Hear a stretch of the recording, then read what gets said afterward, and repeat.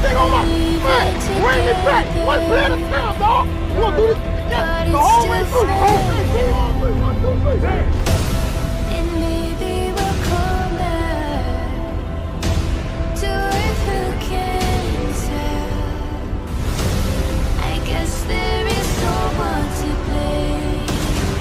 We're leaving the ground. Will things ever be the same again?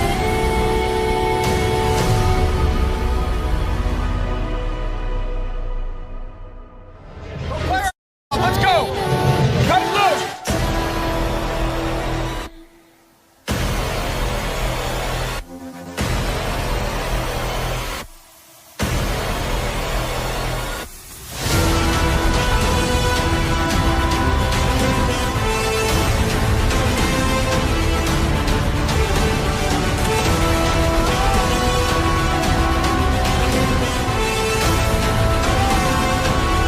It's the final countdown. It's the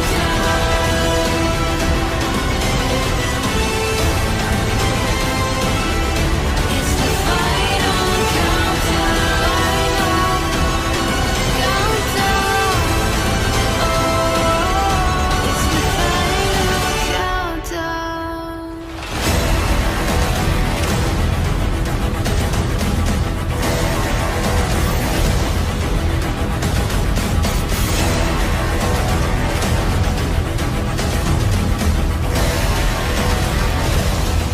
it's the final countdown. It's the final countdown.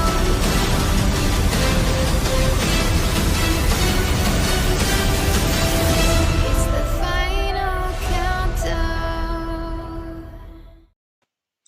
Good afternoon, everyone. It is 2 p.m. on the East, 4 hours before kickoff, and we are here with you live for the next 3 hours. Welcome to a very special Super Sunday Live here on SFBN Rhode Island. We have a great show lined up for you today, a bunch of special guests coming on board, and of course, it is Super Bowl Sunday. This is the third time that a Super Bowl has been played on Sunday, February 7th, and they have all featured NFC South teams.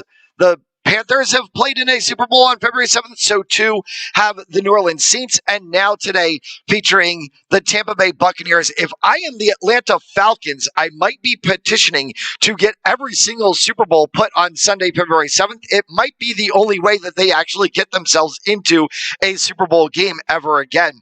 We will see how that goes. This is also the first time in the 55-year history of the Super Bowl that we will see a home team also playing at home. That is the NFC South participant, the NFC champions, the Tampa Bay Buccaneers, who just lucked out on the fact that this year's Super Bowl happens to be at Raymond James Stadium in sunny, somewhat Tampa, Florida. Joined in for the show by the host of Titletown Throwdown, and while I am sorry, Nick LeBlanc, Titletown will not be Foxborough after this Super Bowl Sunday, though Tom Brady and Rob Gronkowski and Antonio Brown, who had a cup of water with the New England Patriots, are here in Tampa with the Tampa Bay Buccaneers. You still are the host of Titletown Throwdown. You are still one of the voices of football for SFBN Rhode Island, and we welcome you into the show as my co-host on Super Sunday Live. Nick, how are you doing today? I'm doing good, Matt. It's Super Bowl Sunday. It's a great day because we got a great quarterback matchup between Tom Brady and Patrick Mahomes, but it's also such a sad day that it's the end of the NFL season. It's sad. The NFL season's over after tonight. We do still have NHL and NBA seasons going. We have MLB season to come in a few short months, though the weather outside in New England might not look like the Red Sox are going to play anytime soon.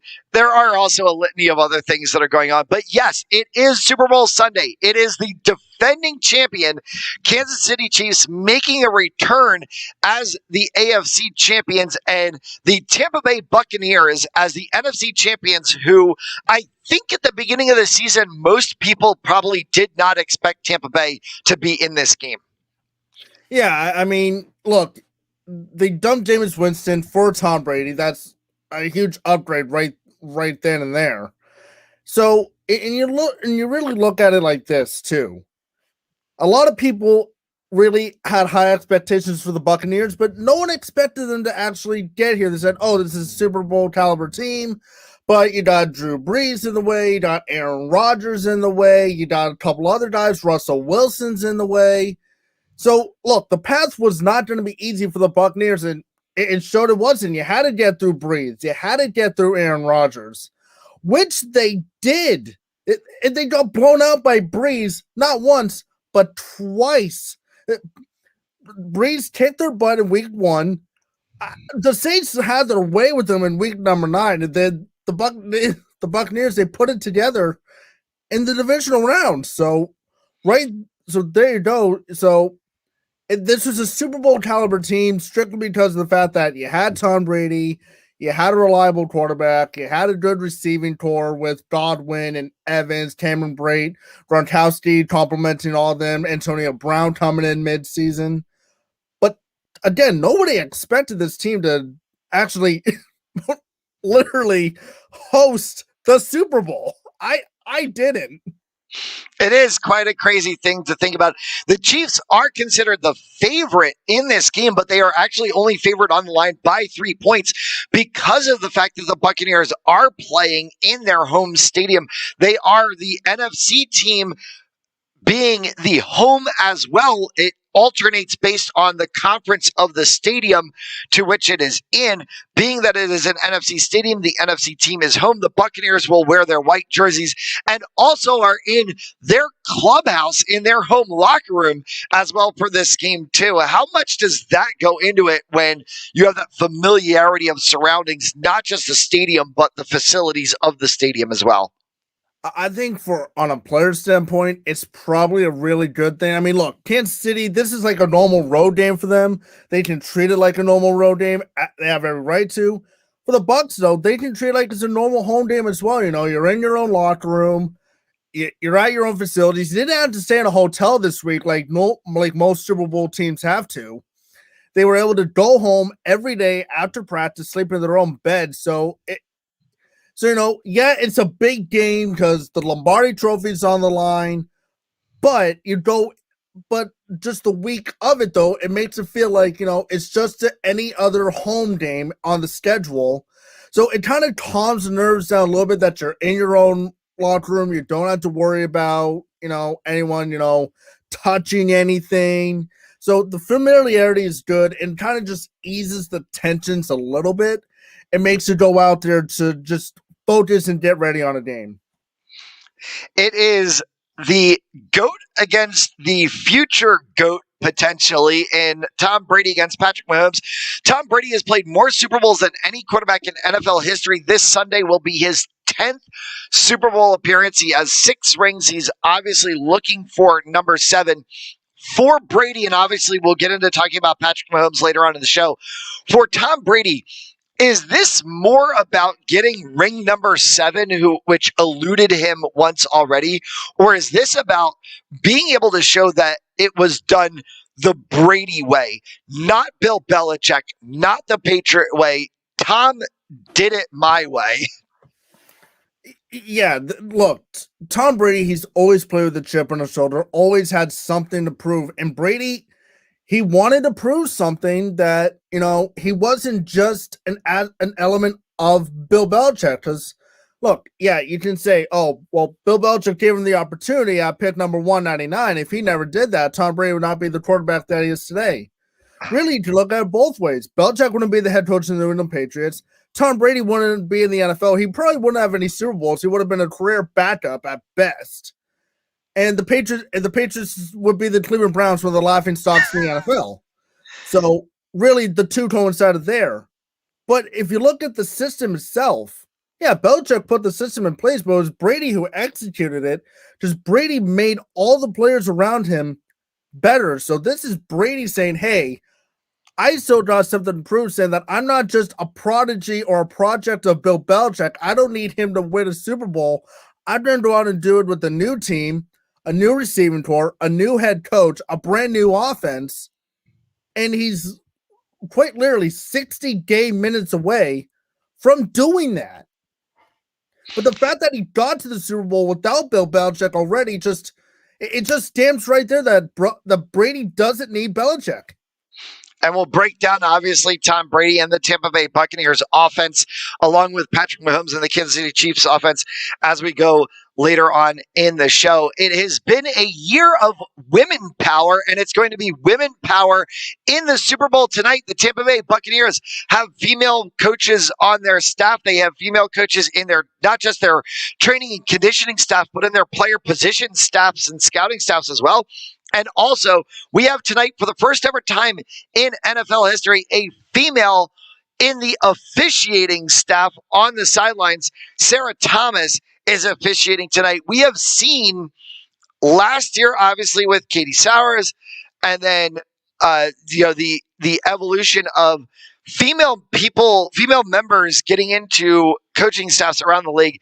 How big is this for the league? It's absolutely huge because it really just shows that, anything a man can do, a woman can do just as good.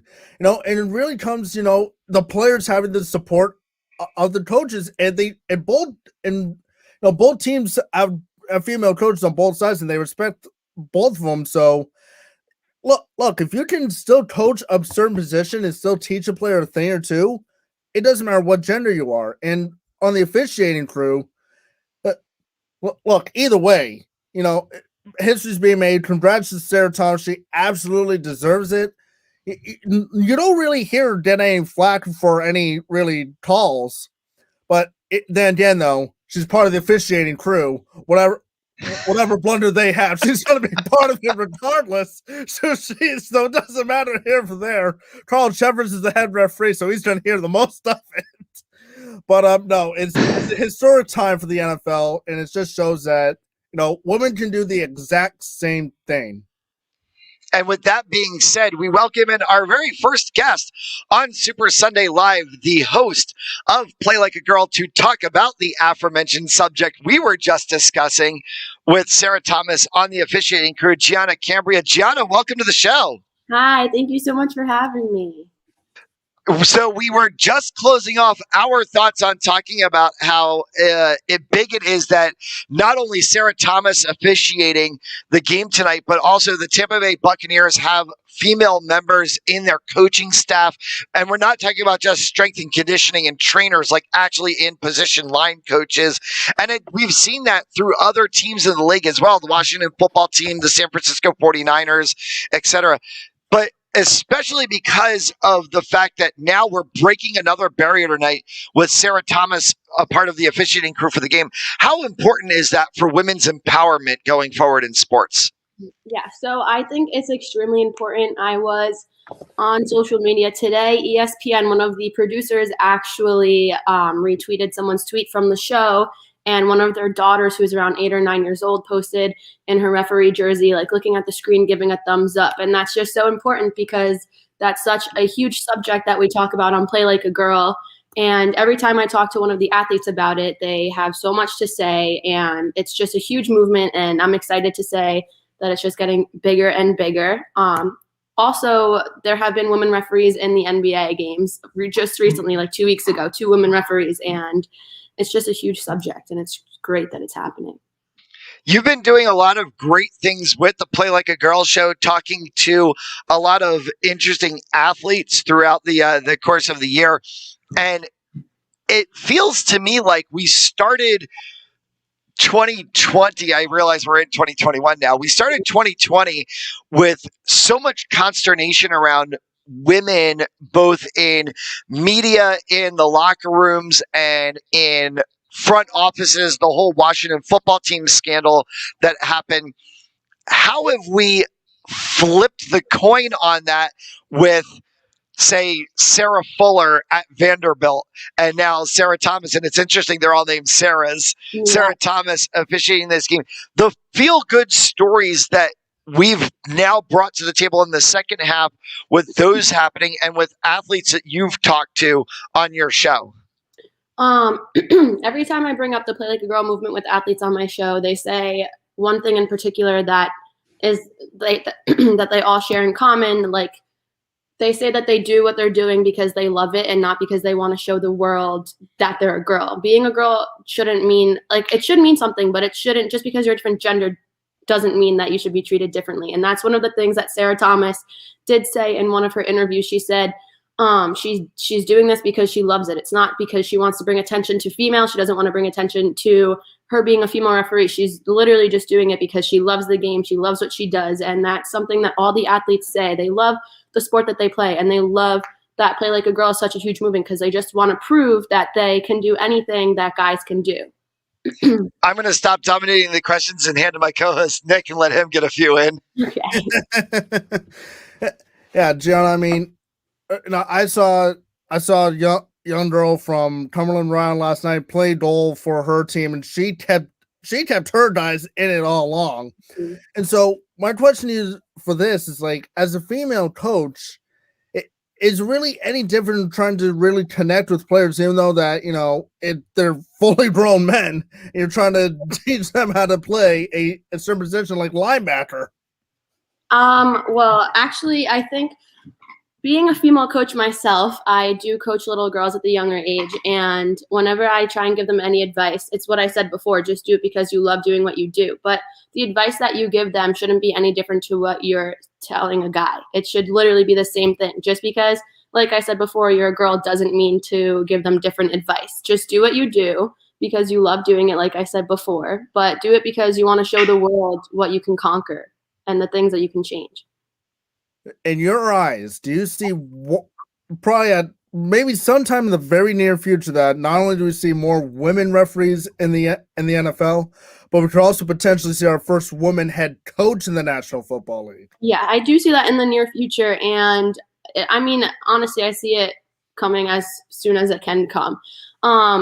Even just there have been female refs at the URI games too, at the men's and women's. I work there, and the refs aren't treated any different. The girls shouldn't be treated any different, and there are women in sports who are coaches already, and I just see them making their way up the ladder.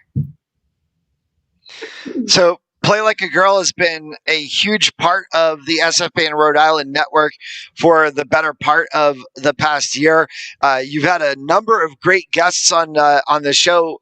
Where do you see the show going from here, given all the great up moments that we've had so far in 2021? How do you want to keep the show going?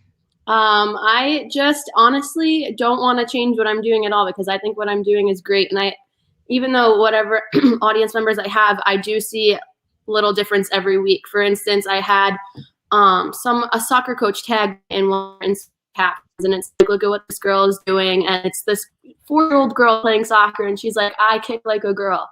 And she's 4, and that message is already implanted in her head, which is great, So I just see it rising up. And I'm taking like a advanced public speaking class in college, and I mentioned that I do this podcast. And one of my professors that I have, her daughter struggles with Down syndrome or whatever, and she said she loves tuning into my podcast because it's so empowering and it just brings her such joy to watch it, and it's just a great message for her. It brings her courage, Football is obviously the theme of the day today, and big news in the football world itself, in that we're going to get women's flag football in college starting this year. All of the NAIA schools are starting a actual women's flag football league.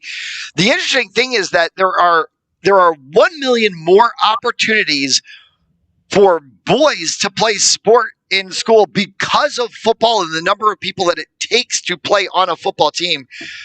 Is this something that begins to maybe create a larger level of that balance that we all thought Title IX was going to bring?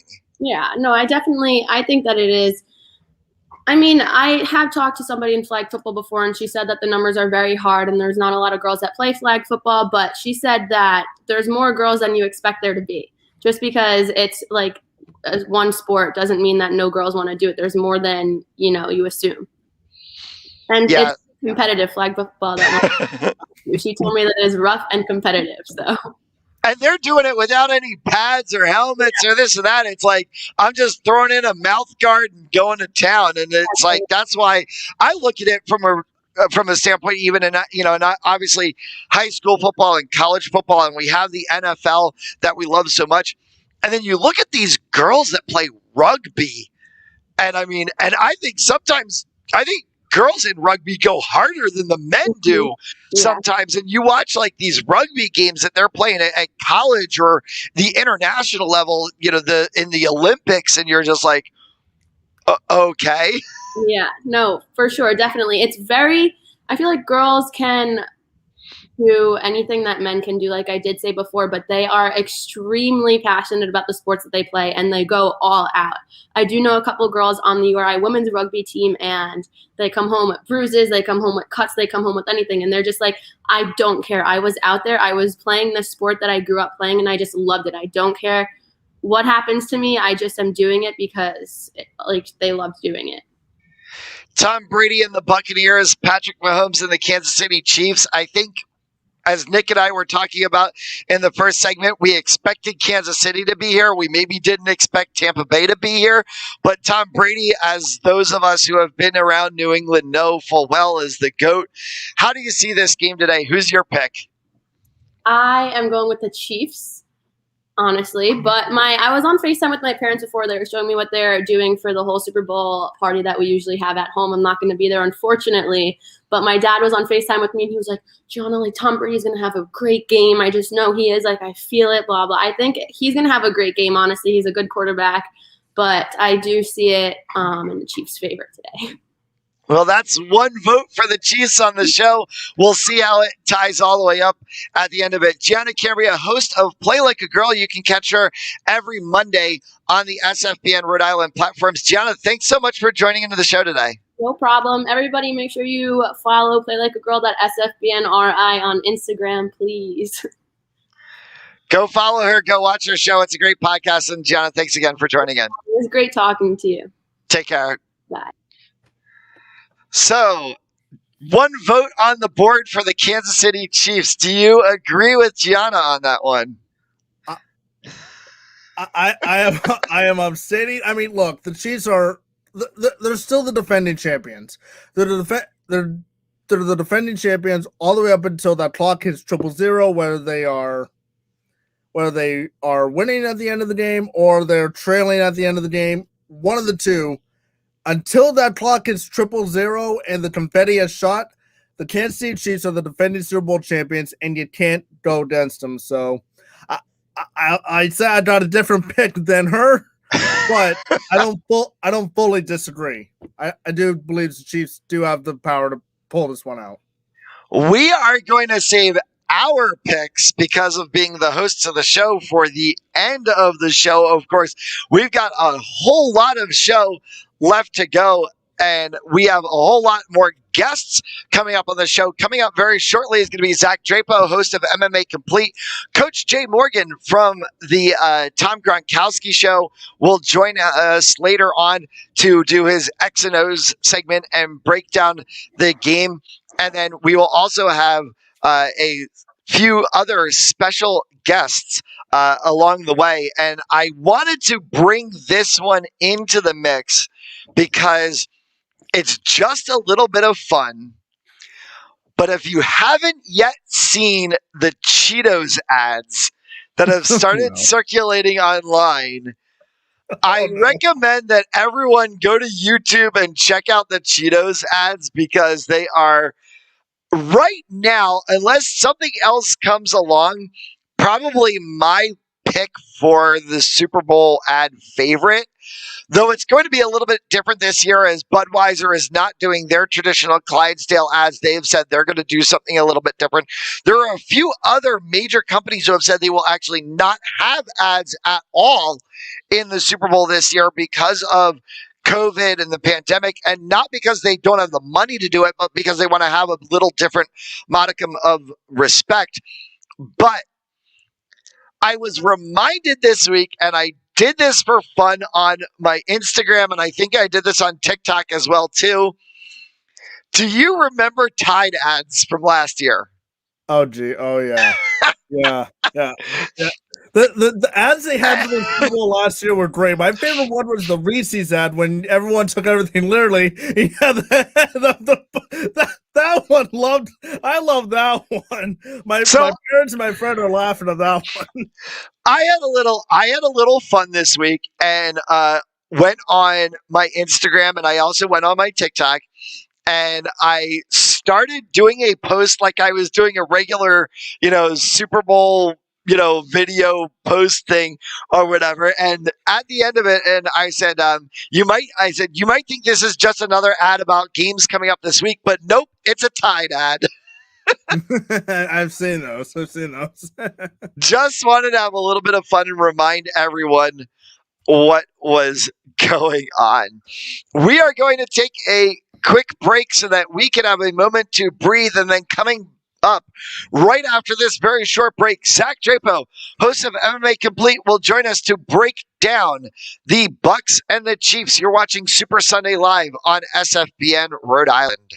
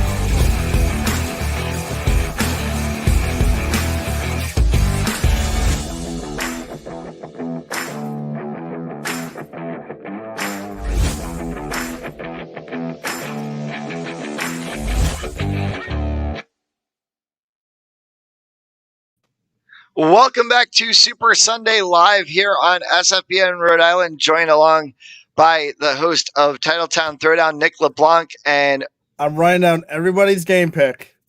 Right on this index card. Already one vote Chiefs. No love for the Bucks yet.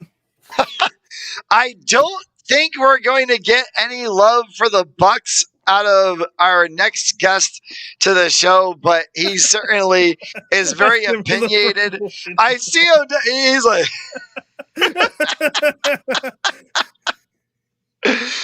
well, we are in, I'm sure, for a very comical half hour of the next. I had him on Tom Throwdown the other night, Zach, and instead of his name being there, he just said Brady fell off the cliff. Max Keller may appreciate you very much, and we welcome to the show the host of MMA Complete, who has Brady Sucks along his name today. I'm trying to bring a little comedy in, trying to loosen up the mood a little bit. I love it. A+.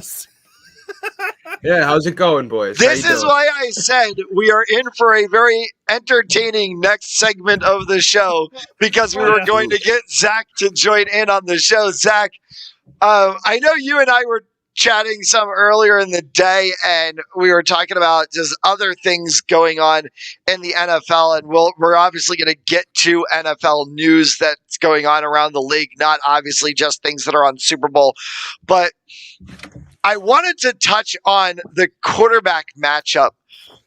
Everyone seems to be talking about Tom Brady, and Brady can do this and Brady can do that, and he's won 6 rings. He's the best quarterback in history, XYZ. Patrick Mahomes and the Kansas City Chiefs have averaged 36 points per game in playoff games that Mahomes has started and finished. This is a playoff game, pure and simple. Is Patrick Mahomes the better quarterback than Tom Brady tonight? Well, tonight I couldn't tell you because, I would say any other given Sunday in 2020 or 2019, even I would say last year, Mahomes is the better quarterback.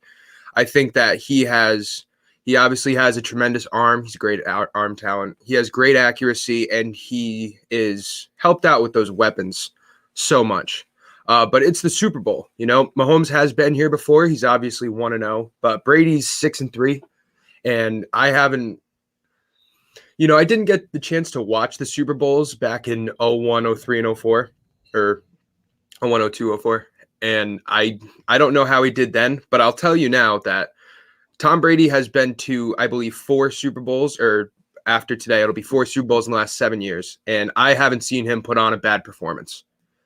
Super Bowls, he brings it. And he did so in the last couple of years with a subpar, albeit full of people that show up in Super Bowls, but he did it with subpar weapons on the Patriots. When you look at guys like Julian Edelman, who's obviously a borderline Hall of Famer, but may not have had the success anywhere else. Where you look at guys like Danny Amendola, who had tremendous success in the Super Bowls. You look at guys like Sony Michel and James White, who, if they hadn't been on the dynasty with Tom Brady, who knows? So in the Super Bowl, Tom Brady is absolutely going to bring his best. He's going to do tremendous. I believe that the fourth quarter will belong to the Buccaneers, but not to sell Patrick Mahomes short, because Mahomes is also going to bring it, and the offenses are just too explosive on both sides of the ball for these two teams to not have great games on offense. Tom Brady in the Super Bowls, as you mentioned, 6-3. The 3 in which he lost all came on wild plays at the end of the game. There was the pinning against the helmet. There was the catch on the sideline. There was the Philly special with Nick Foles against the Eagles. It seems like also on the flip side of it, though, the 6 games that Brady has won have come down to either Adam Vinatieri's leg or Malcolm Butler, going over top of Marshawn Lynch, in which I still to this day do not understand why they did not run the ball in Seattle. I'll take the Patriots championship, but I don't understand why they didn't run the ball. Falcons always away a 25-point lead. Yeah. That 28-3 Falcons blow the lead, and that game ends up going into overtime, and then it's James White in overtime to win the game. It seems like Brady has never had a dominant Super Bowl. Is that something that he could change against the Kansas City Chiefs? The line is 3. Is this game going to be on the leg of Harrison Butker? Well, I think that Harrison Butker is the best kicker in the league. Justin Tucker's held that position for a long time, but I believe that there's a couple people there. You got Greg Zuerlein in Dallas. He's a great leg talent. But I think Butker is up there, and I believe that he made 2 field goals in the Super Bowl last year. So I do expect him to be able to perform in those clutch moments. I think that Butker and Suckup, both the kickers for both teams, are going to have a huge factor in the game. To address what you said, though, about Brady's dominant performances in the Super Bowl, I agree with you. I think that, for the most part, in his 9 Super Bowl appearances, it's been a team effort. And that's because it was in Patriot colors. And that's what the Patriots are all about, especially in the playoffs. It's about slow tempo, not making mistakes, going to your best option. And if it's not there, throw the ball away. And, Bill Belichick always said, the worst part about turnovers is that you can't punt, it's funny, but it's a really great point. And field positioning is going to be something that's huge in this game. We see both of these teams have explosive offenses, but neither of these teams are towards the top of the list as far as 40-plus yard plays. We have the Chiefs, who are almost at the bottom. I think they only had like 7 all year. And the Buccaneers were a little bit higher than that. So I think that field positioning and kicking are going to be focusing on the passing threats that could come up. We're having a little bit of trouble with Zach's audio, and that just is something that happens in the time of COVID as we're doing all of this, from different places rather than being all in a studio together. The running back game seems to be a very interesting aspect that we haven't really touched on yet in this. Leonard Fournette and Ronald Jones seem to be the two-back set that will give Tampa Bay a strong game, but the Bucs were one of only 4 teams in the NFL who averaged less than 100 rushing yards per season. On the flip side of it, though the Kansas City Chiefs only averaged 112 yards per game this season, you have the potential of the unknown in Clyde Edwards-Helaire, who was sidelined week 15 of the season. Le'Veon Bell comes in, adds some veteran leadership, but really hasn't played that much. Who has the better side of this game if it comes down to having to put the ball on the ground? Is it the Bucs with Fournette and Jones, or is it going to be Le'Veon Bell and Darrell Williams? I believe it's going to be the Buccaneers. First of all, I just want to ask, can you guys hear me a little bit better? Is my audio? You're good now. Better. Yep, Awesome. you're good. So I apologize about that. But yeah, I think the Buccaneers are going to have.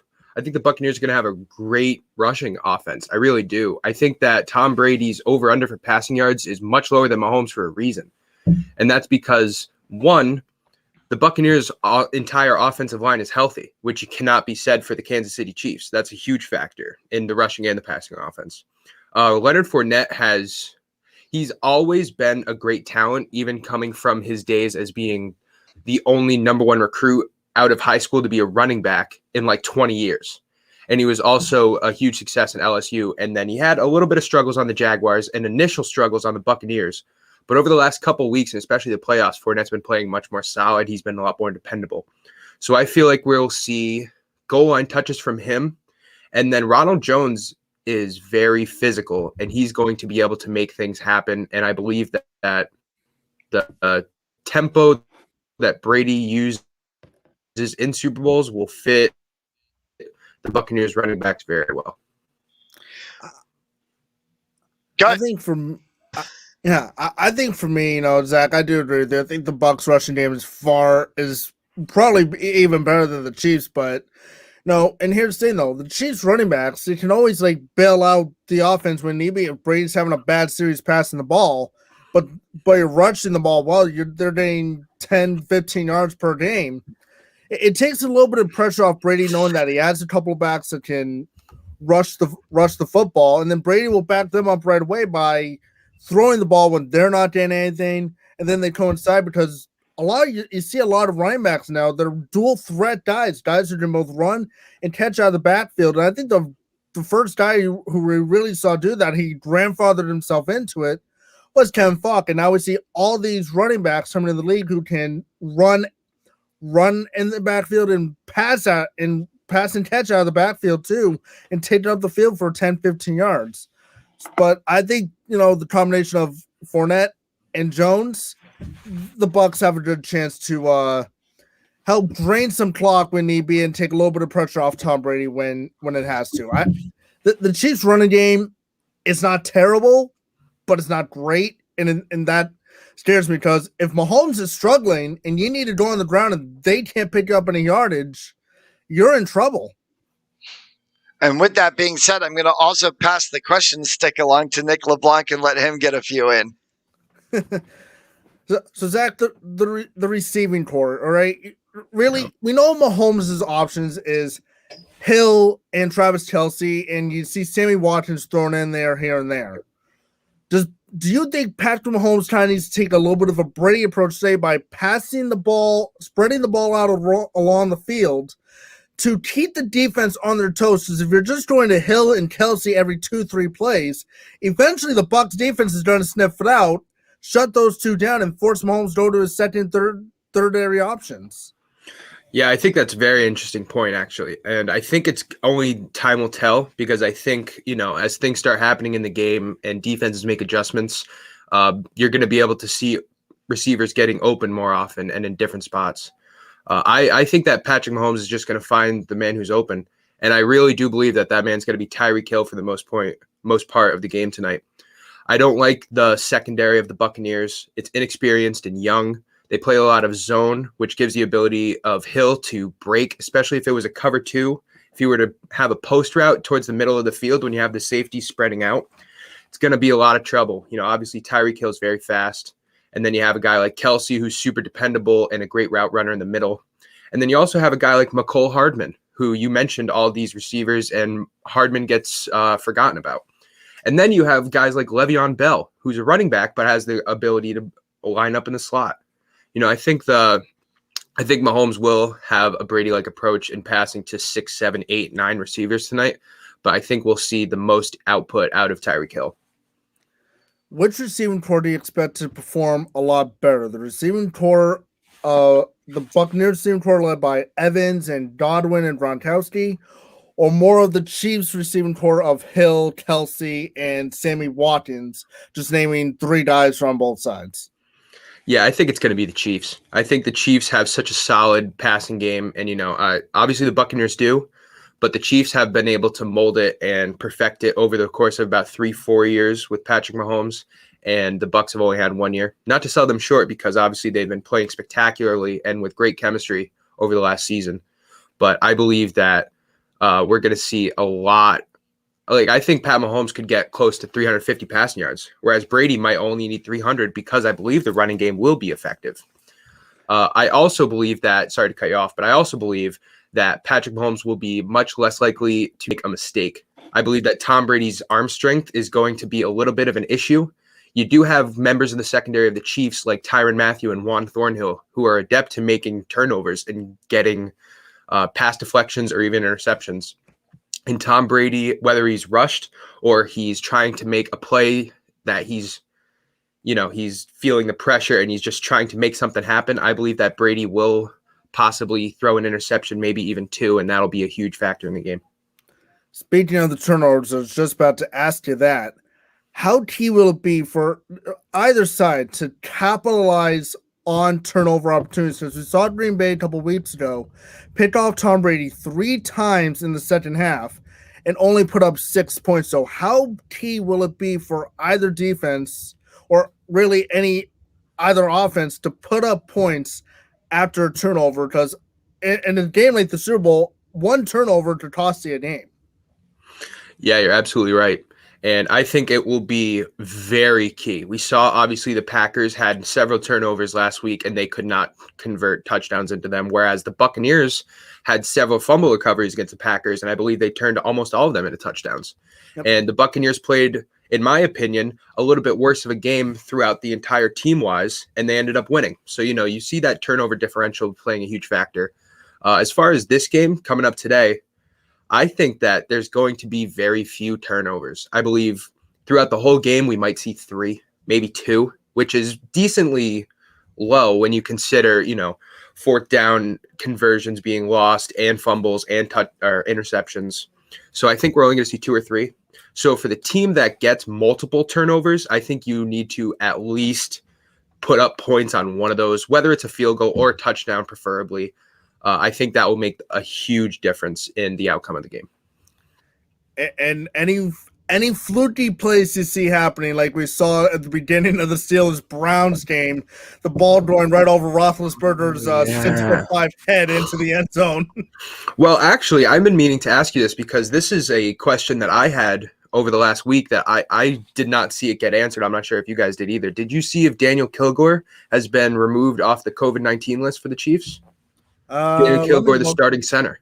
I have not seen any information on that, so I think we're going to have to send that one into the research room and figure that out. But that is something that I know was a situation, but I have not heard anything. Yeah.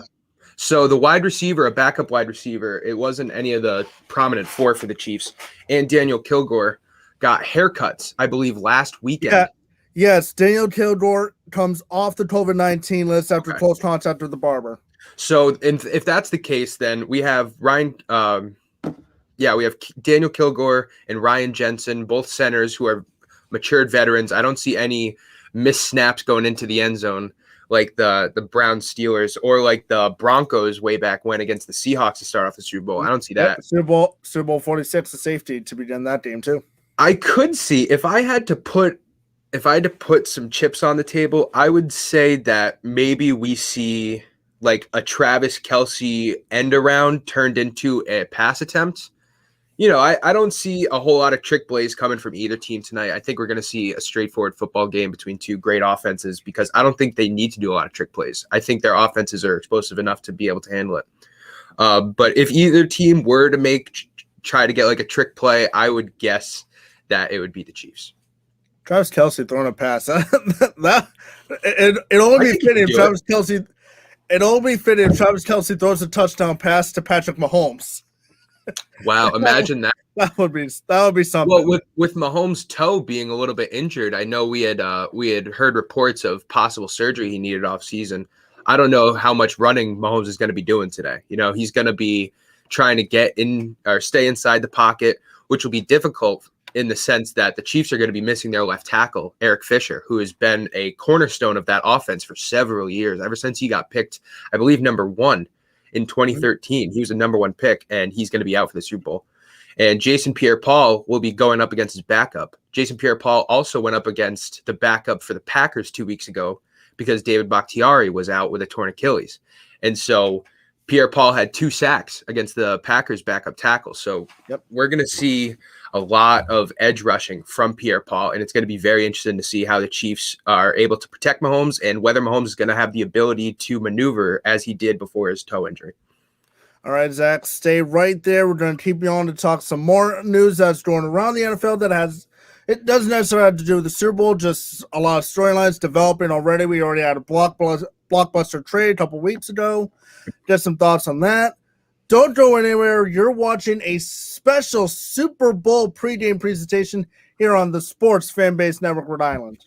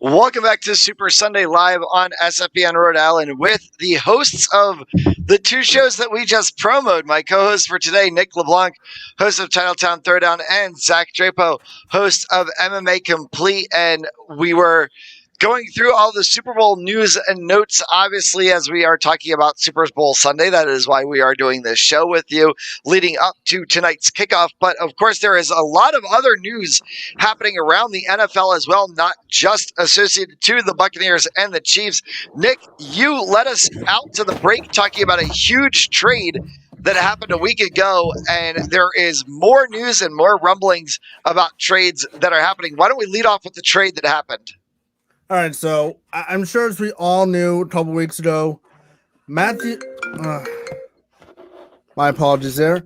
So, apologies there.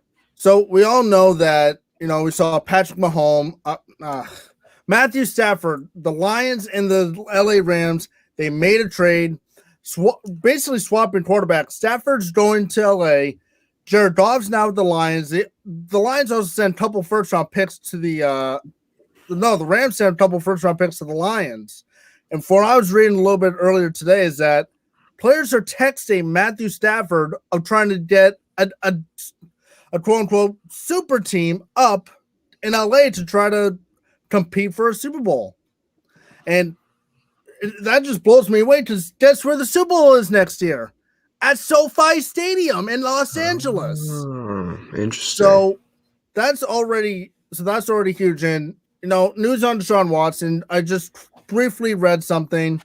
The Texans are not engaging in trade talks with Watson right now. The goal is to get him back, but I just think that the relationship there, it's just so broken right now because I'm convinced that Watson didn't like Bill O'Brien, but then who really liked Bill O'Brien, he traded away DeAndre Hopkins for basically a bag of Cheetos, essentially. So when you trade away your number one receiver for a quarterback that is for me considered a top 5, top 10, it's just a slap in the face to him. Bill O'Brien deserved to get fired. That's no doubt about that. But do I really blame Deshaun Watson for trying to request a trade? No, not really, because he hasn't even spoken to Nick Caserio, hasn't even spoken to the new head coach. He hasn't spoken to anyone on the Texans, and who can really blame him? That relationship's so broken. So I have a little bit of a different take on this. Deshaun Watson just signed a 4-year contract last year, and it was for about $39 million average annual salary. I'm a firm believer that when you sign a 4-year contract, especially that much money, obviously your opinion matters as the quarterback or as a player or just as a person on that team. And when you don't like how things are being done, you have the right to say so. But when you just sign a monumental deal that I believe is like the third highest average or the second highest average annual salary, only behind Patrick Mahomes, you someone have a responsibility to stick it out when things are difficult. And guess what? Things are difficult right now. Sorry. Go, sorry, I didn't mean to cut you off. The thing with DeAndre Hopkins is definitely something that weighed on him, or I'm assuming it weighed on him pretty heavily. Your best receiver, close friend of his, someone who's about the same age.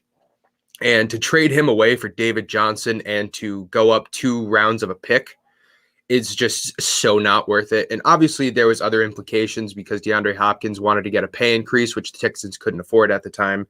The Texans traded away DeAndre Hopkins in part so that they could give Deshaun Watson a major deal that he wanted and he got.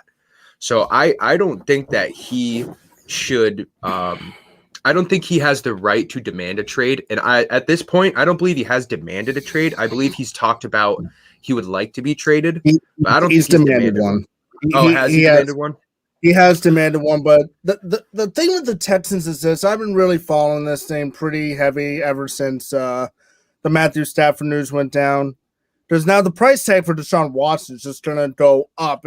Right around the same where the Lions got for Matthew Stafford, if not more. Possibly more. Yeah, possibly more. But I just feel like the Texans are very reluctant on trading him because they know that he's the cornerstone franchise quarterback. And you got to figure out a way to make him happy. But if he's not answering you, he hasn't even spoken to Nick Caserio yet, the new general manager down there. And he wants out.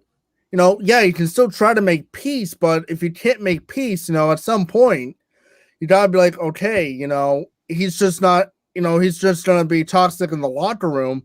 We might as well just try to see what we can get for him. You can easily get a couple first rounders for Deshaun Watson. Maybe add in a second rounder there, because now we saw what the Lions got for Stafford. The price tag for Watson just went through the roof. Yes, it did. It seems like every year we hit the offseason and we get back onto the quarterback carousel, and it just goes around and around until we get to training camp.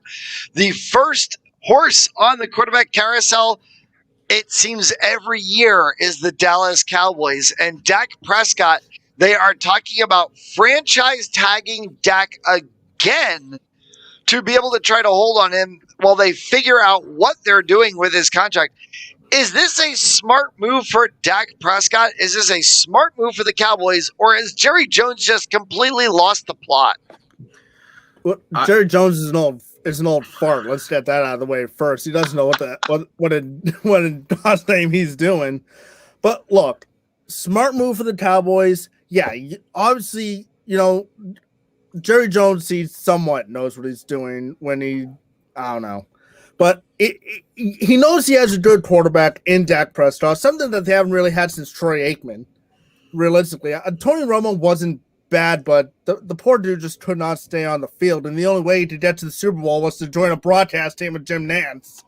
So, but look, Dak Prescott, one of the great quarterbacks in the NFL right now. And look, smart move for the Cowboys to franchise tag him while they work out a long-term deal. For Prescott, I'm not too sure. For him, it's either that long-term deal or I'm out. I don't think Dak wants to do the franchise tag again because they tried doing this last off season. Jerry Jones sat on his hands and did absolutely nothing. So you franchise tagged him again in Dak's mind. Well, I already know nothing's going to get done. I'm trapped here for another season until I say, I won't accept the franchise tag. So if you're Jerry Jones, try to negotiate the long-term deal first. Have the franchise tag as a safe play, but don't use it as leverage on Prescott. Try to get the long-term deal done first, because Prescott can easily turn around saying, no, not accepting this deal, not accepting the franchise tag. I'd run a free agency, and he'll be signed within an hour. I think of it just a little bit different. I think everything you said is I think everything you said is true. Whenever you see a franchise tag come up, it's hard to say, is it the right deal for the player? Because the player almost has absolutely no input on the franchise tag. It's the team's ability and the team's right to say, no, we are not giving you an option. We're going to bring you back. And you know what? I don't think it's a bad move for Prescott, for almost only the reason that we don't even know how his ankle's healing. We don't know what his health is. He's on a good path to come back. And obviously maybe not obviously, but definitely debatably a top 10 quarterback in the league. And he has the statistics to prove it up. Whether you want to say it's because of his team or not, that's a discussion for another day. But he's shown that he is able to get wins and he's able to perform really well in the National Football League. And I mean, that franchise tag's like, what, $35 million? It's not like he's getting screwed, and I think that he's going to be able to rest for 6 games, maybe a little bit less, and he's going to be able to get healthy. And then he's going to come back and he's going to be able to prove what we've seen over the last 4 or 5 years, that he is able to play and he's able to throw. And the weapons that Dallas has is so competitive that he doesn't even have to be that great. You dump it off to CeeDee Lamb, go deep to Amari Cooper. You can throw it to Zeke out of the backfield. They got no tight ends, but that's something they can work on. So I think Dak Prescott has a bright future ahead of him, and I think this is really a win-win for both parties, franchise tagging Dak Prescott again. I just feel like with Prescott, if he had this bit of security that he should have gotten last off season, not saying that his ankle injury probably would not have happened, because hopefully he's able to come back full strength, ready to go for the start of the 2021 season. But that kind of just, if they panned the camera to Jerry Jones and he had like the worried look on his face, like, yeah, this is what happens when you have a guy playing the franchise tag and he has a season-ending injury. He can't prove to you that he's worth, the $102 million contract that he knows he's worth. So you're now going to use that as leverage, saying, oh, well, you only played 4 games because of the injury. You can't control injuries. You can't control that. So that's not fair to put that on Prescott for saying, oh, well, I only think you can only get this much because you only played this amount of games last year. Well, dude, he got hurt. What you want to do? Cut off his ankle and play on 1 foot with a full leg? He can't do that. He could just go peg leg and join the pirate ship up above the end zone in Raymond James Stadium for tonight's game. I had a feeling that's coming. Y'all are welcome for that one. There is quarterback controversy in the city of brotherly love, as it seems there's no more brotherly love for Carson Wentz. Are Wentz's days in the Kelly Green done? Yes, they are. And if I may, Carson Wentz is going to be joining the Indianapolis Colts for – here's the thing, all right? Carson Wentz had an MVP season in 2017. Carson Wentz had a great season after that. He tore his ACL. He was never the same. But what people don't realize is that he tore his ACL, but he also lost his quarterback coach. which is very important to a young quarterback, especially. His quarterback coach, Frank Reich, is now the head coach of the Indianapolis football team. And the Indianapolis football team have obviously had quarterback troubles. You know, Phillip Rivers was a one-year Band-Aid. They've been talking about Andrew Luck coming back, which I can tell you as a passionate Indy fan, it's not going to happen. I wish it would, but it's not going to happen. So the Colts are going to give up a little bit too much. They're going to give up probably a first round and I'm thinking a second round. And they're going to get Carson Wentz. Carson Wentz is going to be a top 10 quarterback. Nothing too special. I don't think he'll ever get back to MVP season. But he's going to be a very good quarterback for the Colts for years to come. That is my prediction for the day because I've been following this for a couple weeks now, and I really think that it's a great fit. I appreciate that he did the college declaration style there with, like, if I may for a second, goes over and gets the hat and yeah, I puts did the my hat Corso on and impression. be like, I'm going to Indianapolis, you know, like I'm going to this Lee Corso grabbing the head of whatever the mascot is. But within all of that, though, the Carson Wentz story has a few other dynamics to it, which is the former Eagles quarterback who actually won the Super Bowl for the Eagles, currently sits in Chicago and may very well be persona non grata with the Bears organization. Is there a way that we see a potential 3-team swapperoo that sends Nick Foles back to the Eagles?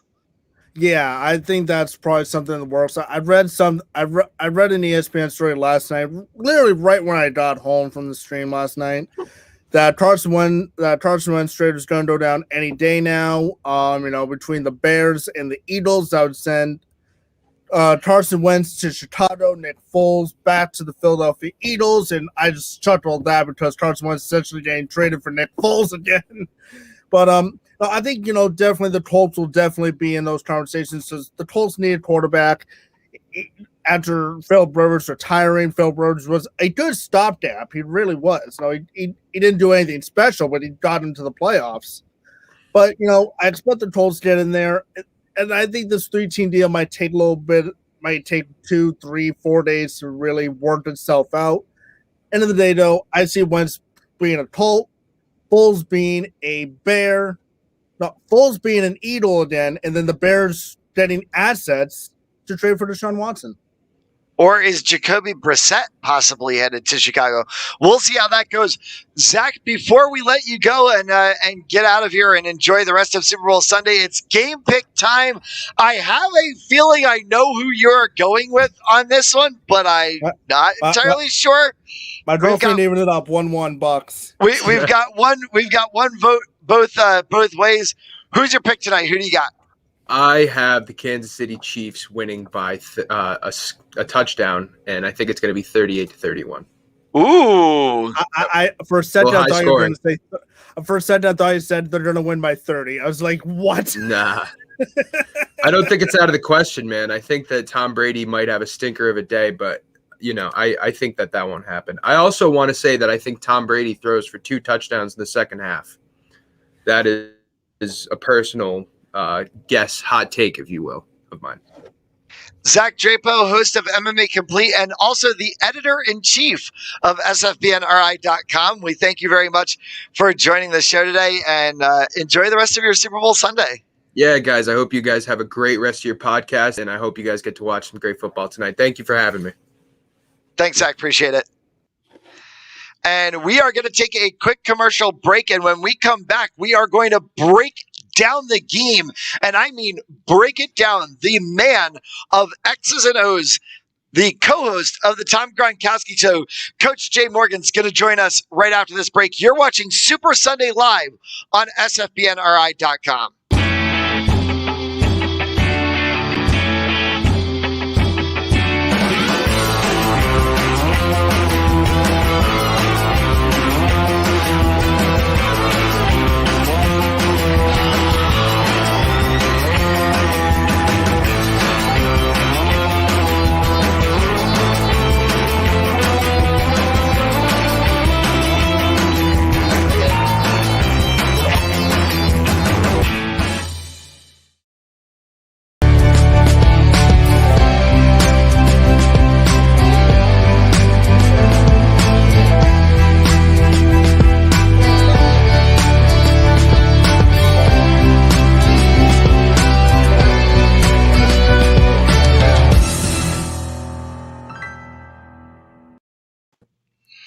All right. Welcome back to Super Sunday Live on SFBNRI.com. Joined by the co-host of Titletown Throwdown, the host of Titletown Throwdown, my co-host for today. Though I feel like I've been on that show so many times with you that like we've like co-hosted so many episodes of either of our shows. We've done so many things together so quickly as a network already. It feels like we're like what is like, you know, we just click really well.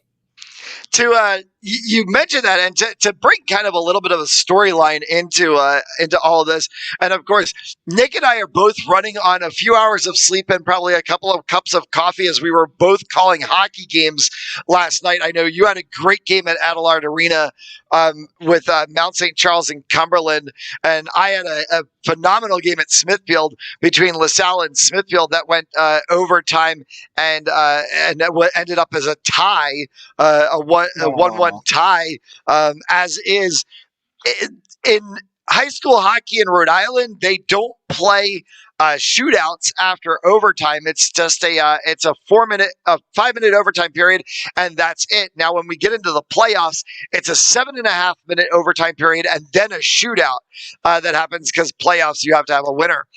But we have been in the last, I would say, 8-9 months from when we really sort of started the journey in earnest that has been SFBN Rhode Island, to what we started with to where we've gone now. And the fact that we're even able to do this Super Bowl live show is kind of crazy and a thing. And yeah, Nick and I have done a lot of great things together, and I'm sure we have a lot of great things to come. But without more being said, and that adding to it, one thing that's great about Tampa is when you have shows that are based in Tampa. We have had the lucky ability all season long of having the Tom Gronkowski show, obviously for Tom Grady and Rob Gronkowski, being a part of the SFBN Rhode Island network. And one half of the show, the man who breaks down X's and O's better than any of us on this network can, is Coach Jay Morgan. And Coach Jay, welcome to the show. Hey, how's everybody doing? How you doing, Coach? Hey. So we had to bring you onto the show today because we had to do this one. We had to do X's and O's with Coach Jay because it is Super Bowl Sunday. So get up. Did we lose Coach Jay? No, I'm here. Oh, his video first, but we still got his audio. That kind of works. You're just gonna have to look at his smiling face, and we'll see if we can get his video back. Break it down for us. How does this game work? How is the Buccaneers offense going to be able to get through the Chiefs defense? Well, they're going to have to control this game. And when I say control it, they're going to have to do what most people used to do to Tom Brady and Peyton Manning. Yeah. Bucks, I'm running the ball consistently, keeping the chains moving, and I'm getting first downs after first downs, controlling it, running that clock down, and we're going down there to score.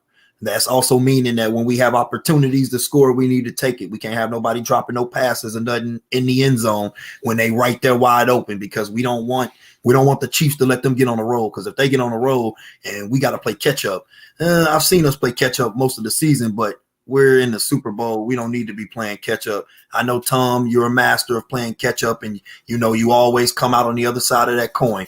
But Tom, I don't want you to be behind today. I'd rather for you to either be tied.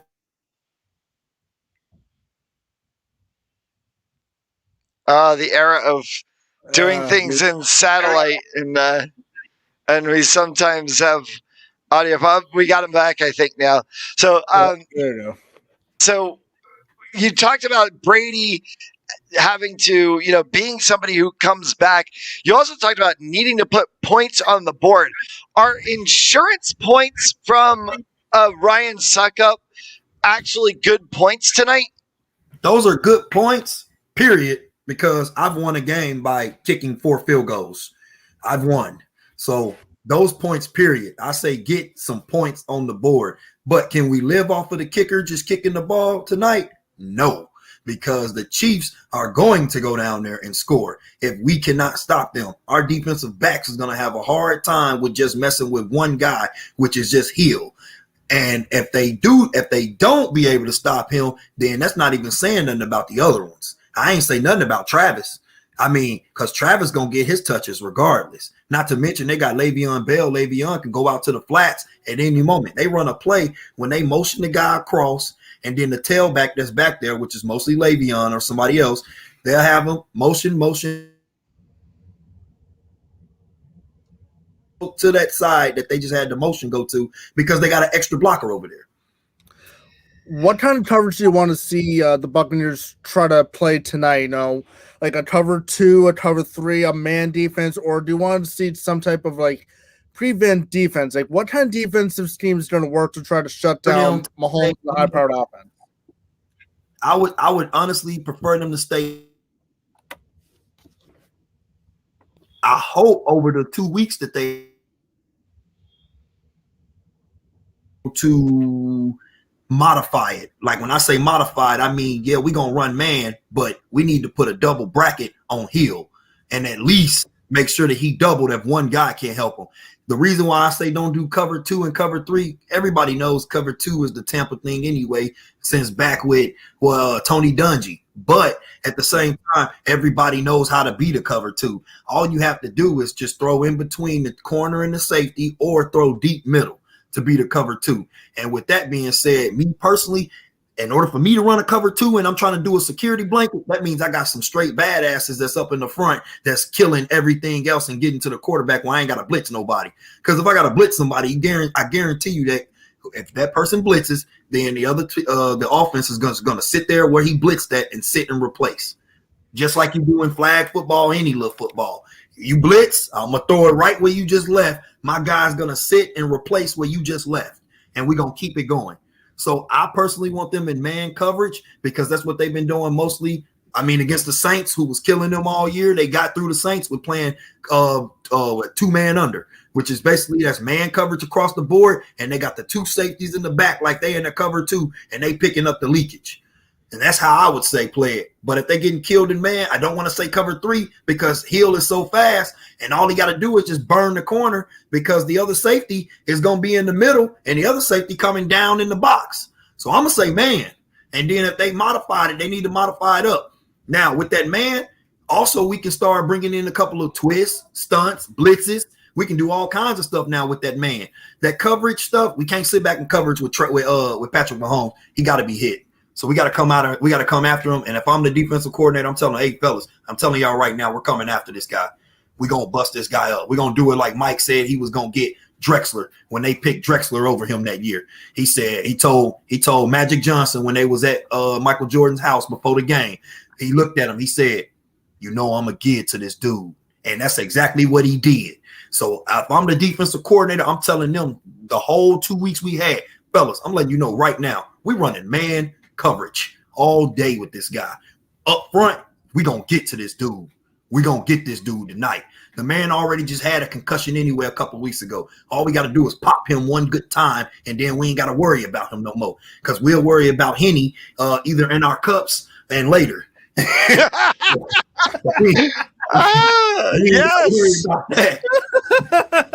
So let's hurry up and go get that. Let's hurry up and get Mahomes out the way and get that Henny flowing.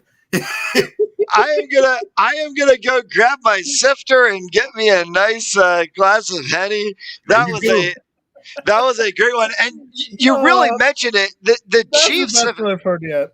The Chiefs have a very good defensive line, obviously with Remmers, Allegretti, Ryder, Wisniewski, Wiley, but the front 7 of Tampa has been really dominant throughout the season, and what Ndamukong Suh, Vita Vea, and William Golston have done in the playoffs is really go to another level. Oh yeah. And with that being said, if I'm telling the front 7, hey, I'm not really worried about y'all up there. All I got one job for y'all. I got a hit on this guy right here. I have his picture up in the locker room with a mark around his head. Hey, this is the target. Get to this guy. Fellas, he has to be hit every play. If he hands the ball off and he fakes and rolls out to a side, I need one of my backers on my end over there to knock him in the kingdom come. So that way he can know that when he do hand the ball off, be still and stay in the back. Don't even act like you faking it, because we're going to hit you just in case if you have it. And really all they got to do, if they come and play together, communicate, no arm tackling, no shoulder tackling, and they wrap up and actually play fast, physical, and pissed off, they should be fine. Because Tom and the offense, they got enough arsenal over there to take out a whole city. So they good. They already fine. But defensive wise, I'm telling the defensive backs, fellas, this is your game. This is your game. You are going to make or break us all through the playoffs. Everybody else been doing what they've been doing throughout the year. But what was different? The defensive backs. They actually was showing up. The last couple of games, they put us in the what? Between 14 to 21 point differential against any team that we played against. So that means we're up 2-3 touchdowns already, and our offense ain't even touched the field yet. So we already in good hands.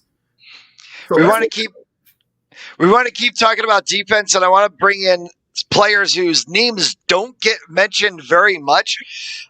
L'Jarius Sneed for the Chiefs in their secondary, the rookie cornerback who got his name kind of brought into this, clearly ended up being the best cornerback out of the draft this year. How big is that going to be for the Chiefs coming into the game today? I think that's going to be real. That's going to be real big for them because he's rolling with confidence, and he's been rolling the entire season for them. He already know the game plan. He already knows what he has to do because, for one, they have a bunch of veterans and leaders that's back there with them, like especially Honey Badger. You know, he got the moves like Badger, got the moves, and he's so hungry. I know he cussing people out left and right. Hey, bro, you gonna have to get this right. Because we ain't coming there to get embarrassed. If we lose, then you best believe it's gonna be real close. It's gonna be a close one. We ain't about to get there, and it ain't gonna be our fault. We gonna make sure it's not our fault.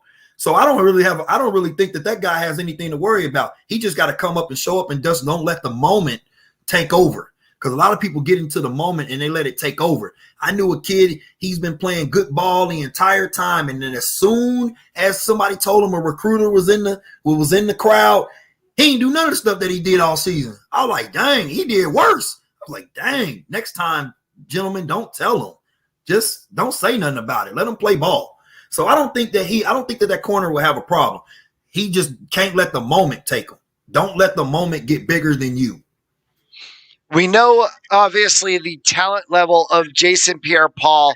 Shaq Barrett, though, has been, I believe, sort of a revelation in the Bucs backers position. How much of a game does Shaq Barrett have to come up with today? He's going to have to show that he's the true leader that he is, because he's going to have a good game. We can't have no quiet game by him, because when he gets going, he's basically the preacher on that defense. He's the one that gets them going and starts telling, hey, y'all, let's go.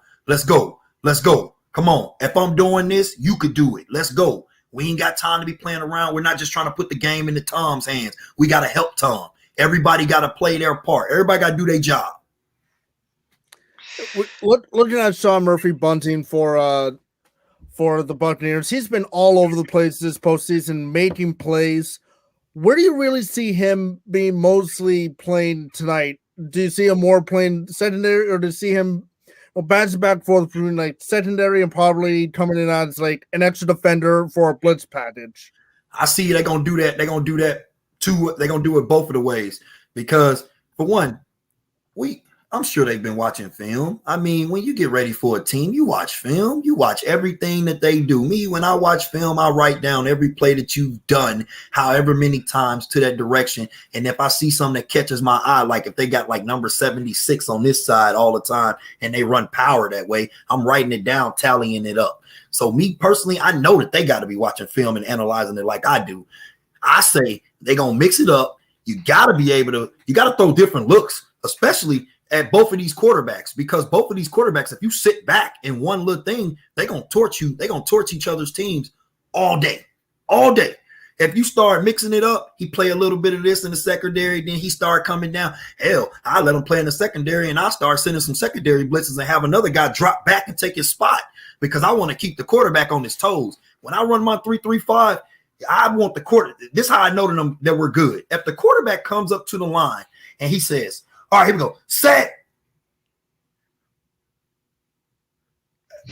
That all right, I'm over there like this now with a kid probably. I'm like, look, he don't know what to do. He don't know what to do. He don't know what to do. Watch this. Watch this. Watch this. He has no idea I'm sending a blitz from the backside. He think it's coming from the front side. Watch this. Then they snap the ball and all this stuff start coming. People slang, twisting. I got blitzers coming in. Guys that look like they was blitzing, dropping back now. Two things gonna happen. One, he either gonna get hit. He either gonna get hit like he's supposed to. Yes. Or two, he gonna get hit anyway, and he gonna hurry up and throw the ball and throw it right into our hands, and we're gonna take off the other direction and tell him thank you. That's how I go. All right, so give it to us real. Give us a play that the Buccaneers are going to need to run today to break the Chiefs' defense, and then flip it around and give us a play the Chiefs are going to need to run to break the Buccaneers' defense. Okay, so really, the Bucs now, their offense, the way that they got, like I said earlier, they got so many weapons, they could come in any direction and give it to you. But every Super Bowl, and Bill Parcells said this himself, in order to win a Super Bowl, you have to have balls. You have to have a pair of balls. Now, personally, what I think the Bucs should do, have a trick play in that bag ready to go. I wouldn't run it until it's toward the end of the second half or right at the beginning of the third half. Because usually when you're in the first half in a football game, I pretty much got down what you're doing right now. Like I said earlier, I've watched film. You're showing me the stuff. You're showing me your true identity. So you got to do it like Denzel Washington off the Titans. What'd he say to him? He said, Coach, he's on that. You're going to have to throw something at him that he ain't ready for. This is when a trick play comes in.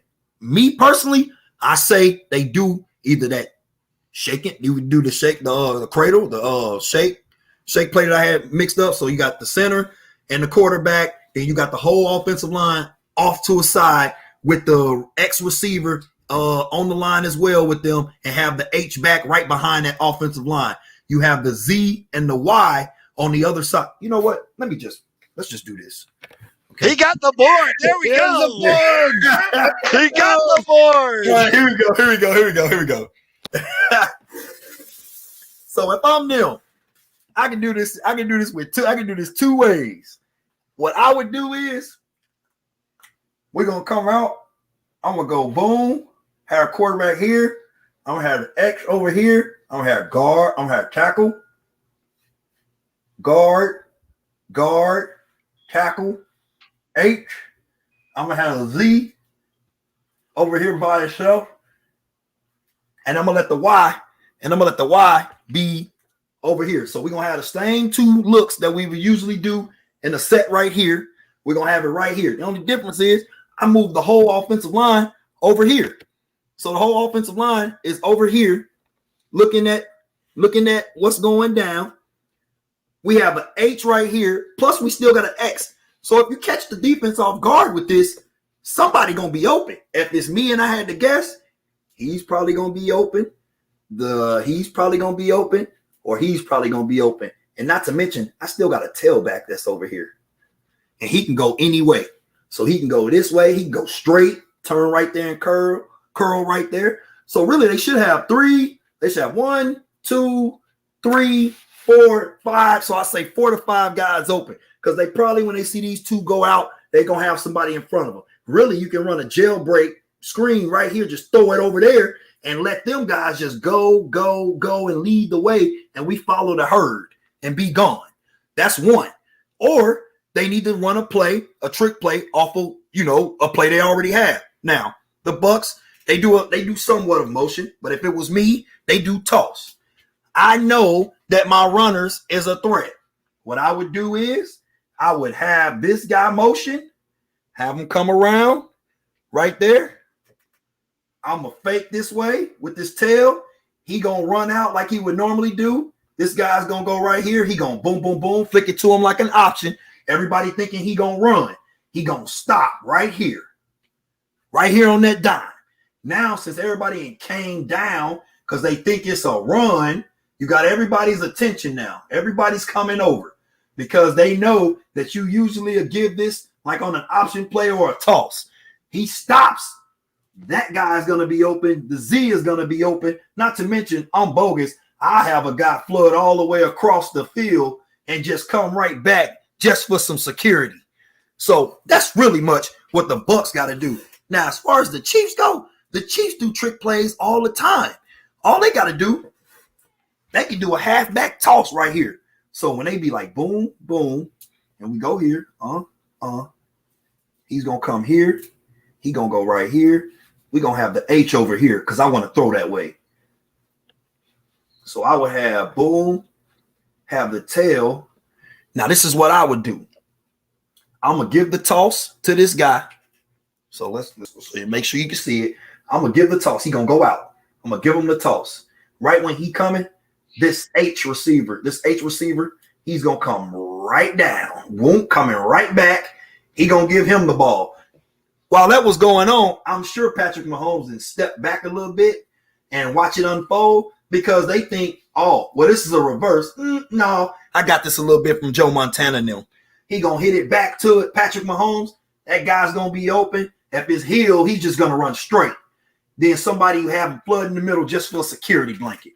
And right there, they going to be open. Boom. So he going to toss it to the tail. Tail going to act like he running the toss. The H is coming back around. He going to flick it to him. Everybody and their mama going to say, oh, man, it's a reverse. It's a reverse. No, it ain't. He going to stop. He going to flick it back to Mahomes. When he flicks it back to Mahomes already dropped back. He's blocking there. The tailback has came over here and blocked here. So now we got two extra blockers. We got one right there and one right there, plus the offensive line. Now I got my X out there, my Y is going to hit in the middle, and my Z is going. All they got to do is pick his poison. So for both of them, all they really have to do is throw something in the breadbasket that they are not looking for. And they should be fine. If they come out there and they still try to run the same stuff, and if it don't work and they still going to do it, then they deserve everything that's going to happen to them. Period. I go both sides. It's time for Nick to pull up the game picks card and see where the scoreboard is currently at. We are 2 for the Chiefs, 1 for the Bucs. I think we might even that board out right now. Coach Jay, the line is 3, surprisingly, but what's your pick for the game? I'm gonna take the Bucs. They're gonna win 42-35. Oh, he's pulling out the big throwdown. Bucs go. This could be a shootout game. It really could. It's going to come down to the defenses. Like offenses on both sides of the ball, on both teams, we don't have to worry about them. They're going to get it done. But it's the defense. And I've been saying it all season, but really I've been stressing it this current week. The defensive backs on the Bucs is going to have to prove people wrong, because a lot of people been saying, oh, well, Davis, he been doing this and this person been doing that, and Jamel, he been doing that, which I love. His name is Jamel. That's what my J stand for, Jamel. So I'm with it. But there's a problem. I don't trust Jamel like that. I don't trust him. I don't, because for the simple fact is, if a lot of people look back at all those interceptions that was given, that's because the quarterback was getting pressured up front and he just hurry up and threw it, and the stuff was basically given to the cornerbacks. It ain't like they made a play. It was thrown in his lap. Like Ray Charles could have caught that. Come on now. Go Ray. Go Ray. I mean, so most of the stuff was given to them. So they're going to have to show me that they some true dogs, and they're going to have to take it. This is the Super Bowl. Nothing's going to be given to you. You have to go out and take it. If you want it, go get it. The world's largest cocktail party usually happens in college football in Jacksonville. I think tonight it might actually be in Tampa. If you win, please do not destroy Channelside in Ybor City. I would like a trip back down there after this pandemic thing finally ends. But with that being said, 1/2 of the Tom Gronkowski. So our coach that we are privileged to have, Coach Jay Morgan, thanks for breaking down the X's and O's with us. Enjoy your Super Bowl Sunday. All right. Thank y'all for having me. I'll be seeing y'all, talking to y'all boys in the next week or so. Sounds great. Take care, Coach Jay. All right, y'all. Thanks. All right. So we are tied at 2 on the card between the Chiefs and the Bucs. We've got a lot more to go on this Super Sunday Live. We are going to take a very quick commercial break. When we come back, we're going to, of course, invite more special guests into the show. One of the hosts of We Rise podcast, Jared Tellinghast, is going to join us on the show, and we might have a few other special guests that pop in here and there. You're watching Super Sunday Live on SFBN Rhode Island.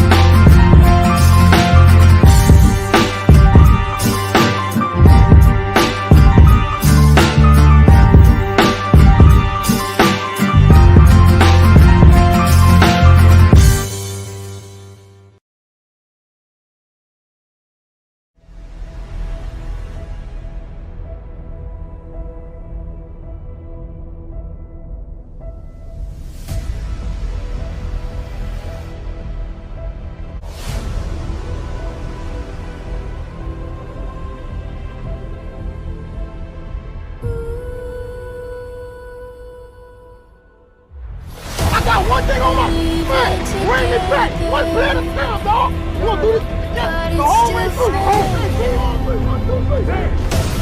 And maybe we'll come back to earth, who can tell? I guess there is no one to blame. We're leaving the ground. Will things ever be the same again?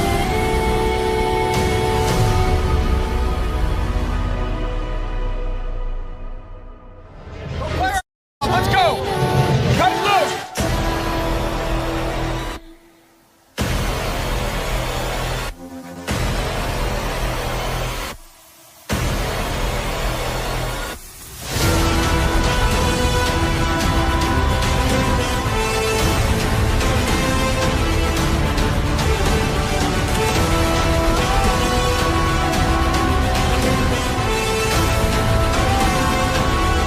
It's the final countdown. It's the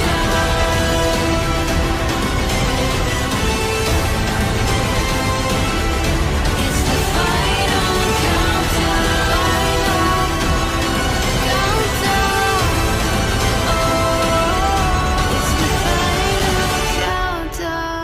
Oh,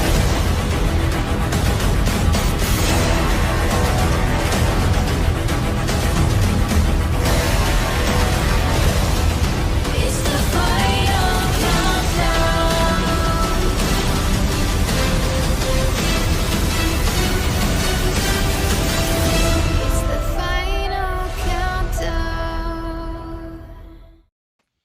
Welcome back to Super Sunday Live on SFBN Rhode Island alongside the host of Titletown Throwdown, Nick LeBlanc. I'm Matt Jolles. Thanks for tuning in halfway through what has been, I'd say, a pretty great Super Bowl preview show so far. It's been really fun. It's been fun so far. Zach, Coach Jay, Gianna, it's been a blast. We had Gianna Cambria, host of Play Like a Girl, on earlier in the show, talked about Sarah Thomas officiating in the game tonight.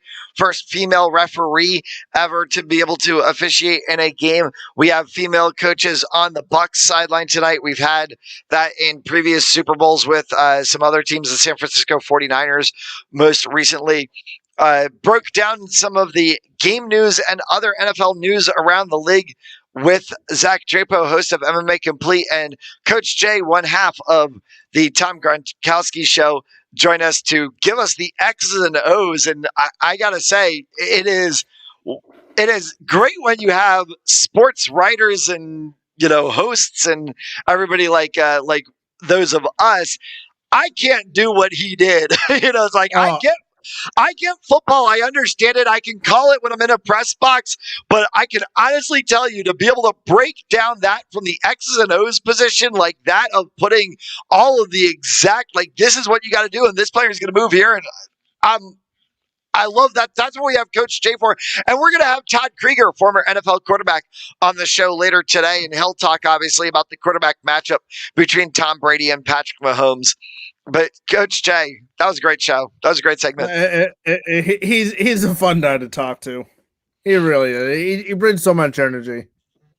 So we're going to give this next segment a little bit of a fun touch to it because it looks like we wanted to have Jared Tillinghast, the co-host of We Rise podcast, on the show.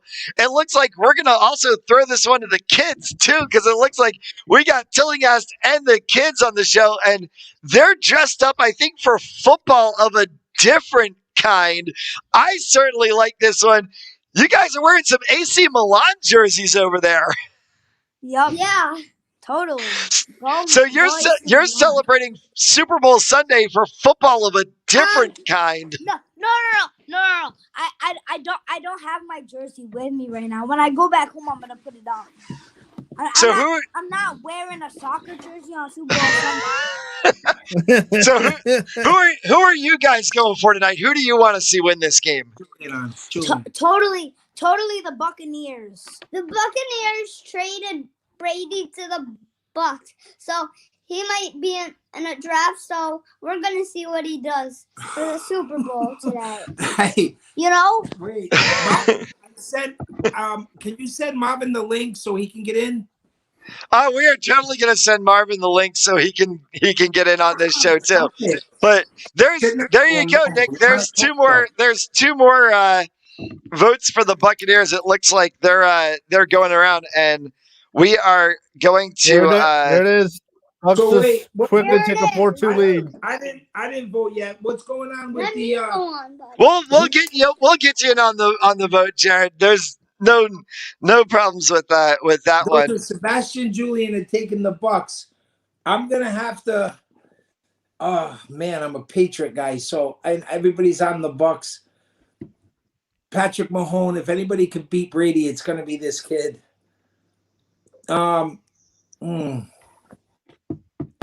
Brady wins another Super Bowl. Wait, can I say something? Sure, say it. Good. So, I need a whiteboard. I'll be right. Oh, he's gonna bring out the whiteboard too. We got the kids taking over the show. Oh my God! You know they're my kids, right? I mean, come on. So the reason I think the Bucks are gonna win is because those two You don't need a picture. pass rushers I'll and show you right now. wait, I have to go where there's no room right now. Okay, so the reason why I think that the Bucks are gonna win is because a lot of the Chiefs' offensive line, they're out. There's a lot of COVID and they're banged up too. So in those two pass rushers, in Jason Pierre-Paul and Shaquille Barrett, I think that's going to be enough to stop Mahomes. But also, I have to worry about the Travis Kelce, Tyreek Hill combination. That Nick? everyone has to worry about that. This kid's coming for our jobs. Yeah.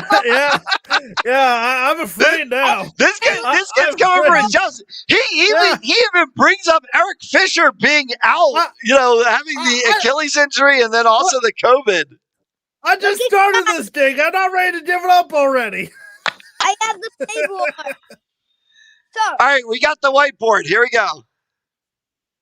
this doesn't work, Dad. Let me see. Yeah. Yeah. And Right on another thing is, the Bucks cornerbacks are awesome.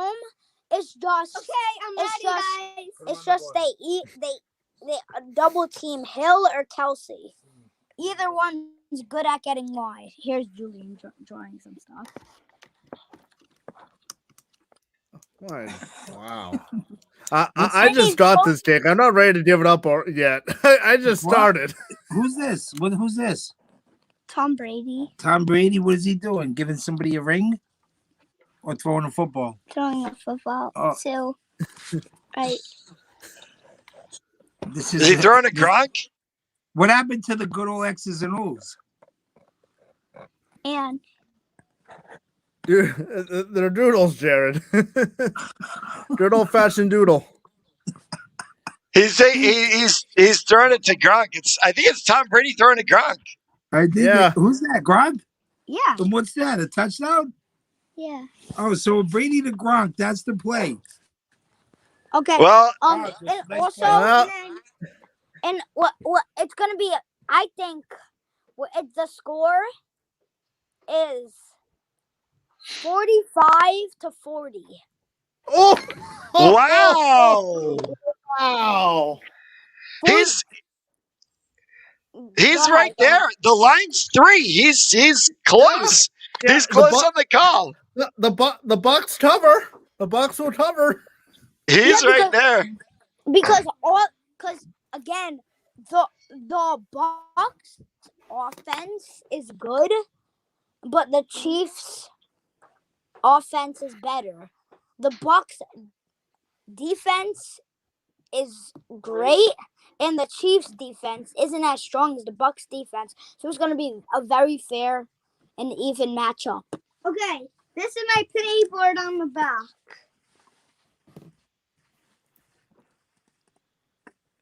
That's a playboard. Mhm. What's he got? I think. Oh, there we go. I think that's like the Drew Brees, because he's about to be a commentator. The Drew Brees, Tony. All right. Yeah, that's true. Drew Brees is headed to the press box next year. Yeah. Hold on. All right. Never replace Chris Collinsworth, who's done to Hold ESPN. on. Hold on a sec. We've got so So the Bucks quickly jump ahead 4-2 in the Dame picks. we got the kids picks in, and now we got Jared on this show. So Now we get to talk to Jared. as he's waltzing through his house, we were trying to get Todd and Marvin on this show here too. I texted them out, hoping that they jump in here. So, but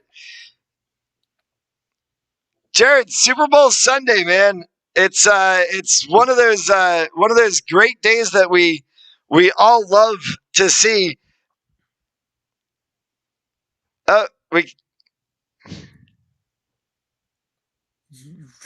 We got his video. We don't have his audio. Yeah. Can't hear you, Jared. Oh, unless is he talking to somebody? We got the audio back now?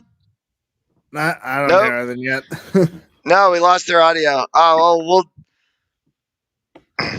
well, We'll get them back. we'll try to work on that. now, I can tell what he's saying.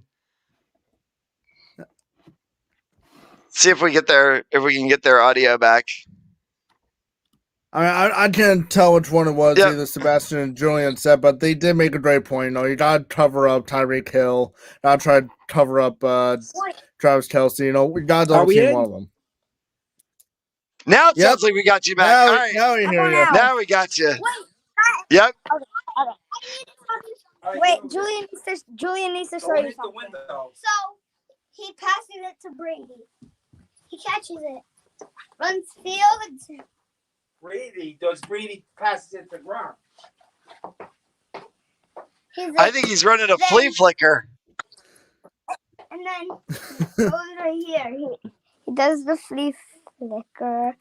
Then he fakes the handoff. All right, let them get Marvin. Marvin's waiting. Wait. So Ask if they sent Marvin the link. did you send Marvin yet? Yeah, we sent the we mass sent it to text. Todd, and we sent the mass text. It went to Todd and to Marvin. So we're hoping we get both of them in the show here. Yeah. Brady wouldn't have left the Patriots. He wouldn't have just stepped. He just would have went on the Bucks or something, or Listen, Team Tillinghast, this is your first live interview. Do it right, man. This is what I do every day. This is what I do every day. I come here. I come with a picture of Tom Brady. Now, He's got that love. Does Yes. you think Brady keeps playing after this year? If the Bucks win tonight, you think Brady keeps playing? Yeah. Did you see it? Did you see his tweet? Guys, I need to show you something. I didn't see his tweet yet. What does his tweet say?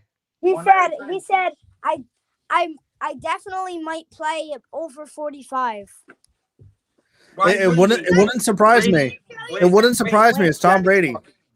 Brady's down there in Florida weather now. He could play another 10 years. That that Florida weather preserves you. Brady, let me tell you something. I think he'll play another 4 or 5 years as long as he can. He's gonna play to smash records that will last forever. The oldest guy in the NFL right now, like the record as of right now, is George Blanda. He knows who George Blanda is. Now that's impressive, right there. That is absolutely impressive, and he's right on that. George Blanda currently was the oldest player in the NFL. It was basically almost between George Blanda and Y.A. Tittle back in the day, and Blanda actually played a couple of years more than Y.A. Tittle. So Blanda does currently hold that record. If Brady was to get over 50, he would play. I don't think Brady's gonna play till 50. Gisele's gonna drag him off the field while Brady's kicking and screaming. Oh man, that is something to be said. She's gonna drag him by his feet and just slowly drag him off the field. I need to show you something. What do you got for us? So here he needs it. And then the Patriots get the ball because he just got a foul. So here's the play. Throws it to Gronk. One-hander, fumbles it. All right, well, Marvin's waiting, guys. So No, Marvin's. Is he in? Marvin. No, we're waiting on Todd and Marvin, hopefully, to try to jump on this show. We certainly. Todd's not. I sent them links individually. Julian, hopefully they get on there. With the bench, please. So, and what also I think a key play that the Chiefs are gonna do is like a weird toss, like a weird jet sweep play where they go to they pitch it to different receivers at the very end of the game. But only if they're losing, they're gonna pull a crazy play out. I know it. He's got a little bit of everything in his bag of tricks. I'm telling you, Nick, this kid's coming for our jobs in 10 years. I just started this game. I'm not ready to give it up just we yet. we might have to give him a junior reporter slot. We're gonna have our kid on the sidelines giving us the scoop, or we'll bring him into the press conferences so he can ask a question. There's something I remembered. What do you got, Julie? On my bed. All sports. Oh, look at that! All right. Oh, look at that! See, they really are. They're totally coming for us. Oh yeah, they're gunning for us. They're gunning for us. They're gonna be the. Because he falls off his bed because he's like, it's time for the Super Bowl.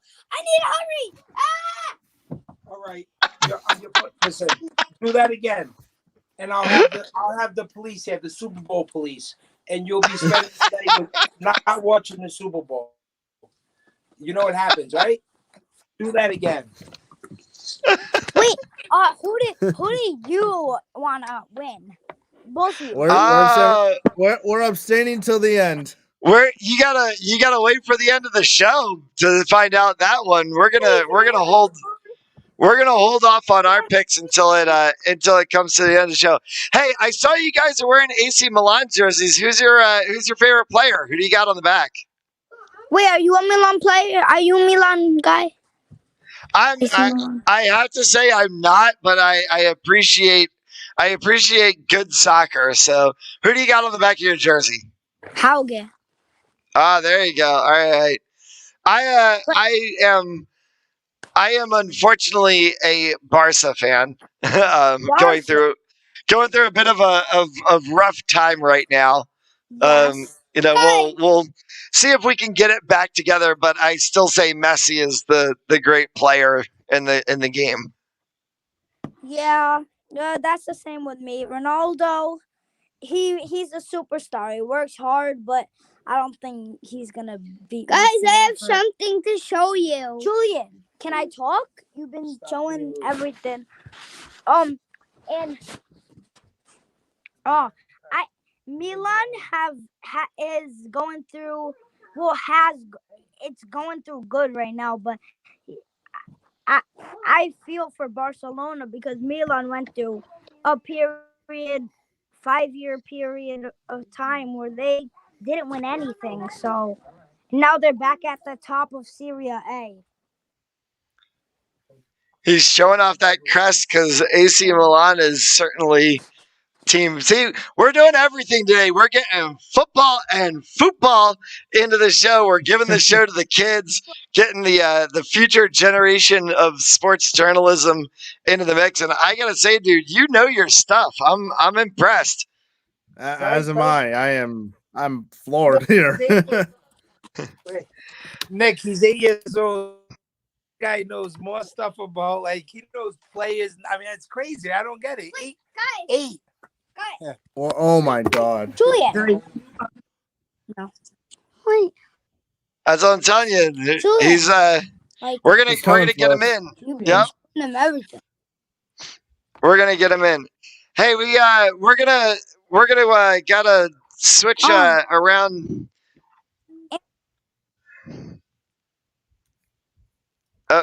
Did we lose him again? I wanted to get Jared. I wanted to get Jared's picks in here really quickly. We gotta get Jared in here to talk about his thoughts on the Super Bowl. Am I back? Yeah, you're good. You're good. Hey, why don't you hand it off to your dad there so we can get him in on the show? There he is. Yo, can you We got it. Yeah, you're good, sir. man. So we got to get your thoughts on this game tonight.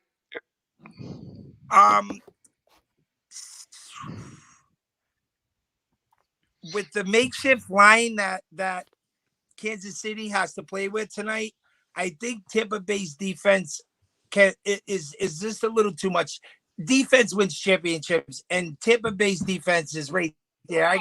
I'm sorry, Daddy. I gotta go with Tampa tonight.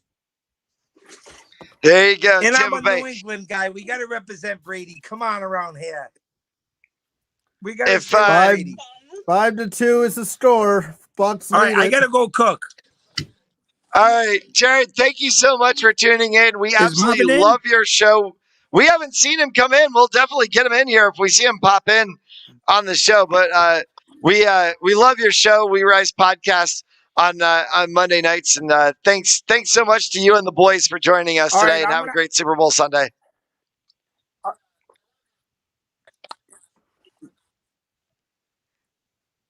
All right, We still got awesome. him? Thank you guys. All God right. bless. All right. Take Thanks, care. man. God bless. All right. Say bye to Julian. Say Wait, bye to Julian. wait, Come here. You gotta say bye. did anybody else hear that Patrick Mahomes' toe? Yeah. What did you Yeah. want? Oh my God. Mahomes' toe. Mahomes has a turf He has- toe. Yep. We're gonna. Yeah, he's getting surgery on that toe right after the game. Yep. That's a big factor in this game. That right there is a big factor. Kid's got a point, and we're going to close it off with that and take it to commercial. Sebastian, Julian, Jared, thank you guys so much for joining us. We appreciate it. Okay. What do you got? Daddy, you need to pick the score, Dad. What do you think? He the did. score? He did. What did I say for a score? I think he said Bucks. I don't think you gave us a score. What's your score? Yeah, then there was the score. I'm gonna say 24-20. Low Okay. scoring game, but he's right there within the line again. Line is All right. 3, so there you go. Jared, thank you so much. Thank you so much to you and the kids. We love your show. We'll see you tomorrow. Thanks, guys. Julian, you want to say goodbye? He's running away. Bye, guys. Bye, guys. Thanks so much. Daddy, Say it. I get That was fun. That was fun. Hey, we're equal opportunity on this show. We give everybody a little bit of a spot and give it to the kids there and had a lot of fun. And I gotta say that I'm impressed. He knows his stuff. 8 years old. The kid knows his stuff like as well as we do, and we've been doing this for years. I was floored. Like, oh my god! Wow. All right.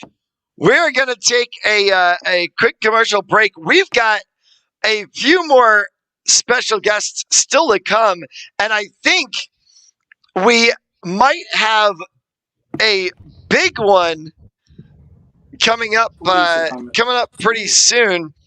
I believe we've got a special guest that we're going to add to the show. Hey, Sebastian's back. I don't know how I'm back, but hi. I love that. All right, take care, dude. We'll see you soon. That was funny. We're going to take a quick break. We've got some special guests coming up, and one that we didn't expect to have on the show coming up very soon. Stick around. You're watching Super Bowl Live, Super Bowl Sunday Live on SFBN Rhode Island.